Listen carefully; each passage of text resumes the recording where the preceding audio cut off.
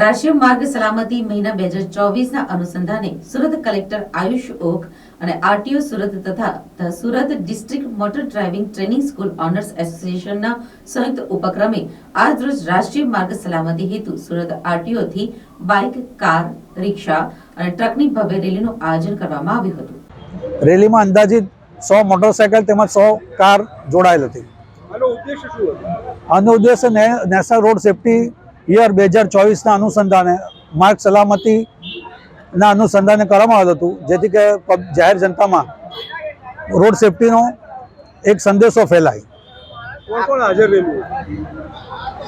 આજની રેલીમાં આરટીઓ સુરત તેમજ સુરત જિલ્લા મોટર ડ્રાઇવિંગ સ્કૂલના સહયોગથી રેલીનું આયોજન કરવામાં આવ્યું હતું, જેમાં કલેક્ટર સાહેબ શ્રી હાજર રહ્યા હતા, તેમજ નેશનલ હાઈવે ઓથોરિટીના અધ્યક્ષ, એસીપી, ટ્રાફિક વગેરે હાજર રહ્યા હતા.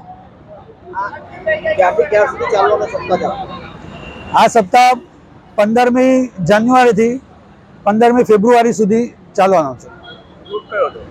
રૂટ હતો આરટીઓ પાલથી ઉમરા કેબલ બ્રિજ થઈ, અઠવા લાઇન્સ થઈને કેબલ બ્રિજ થઈને રિટર્ન પાછું પરત આરટીઓ.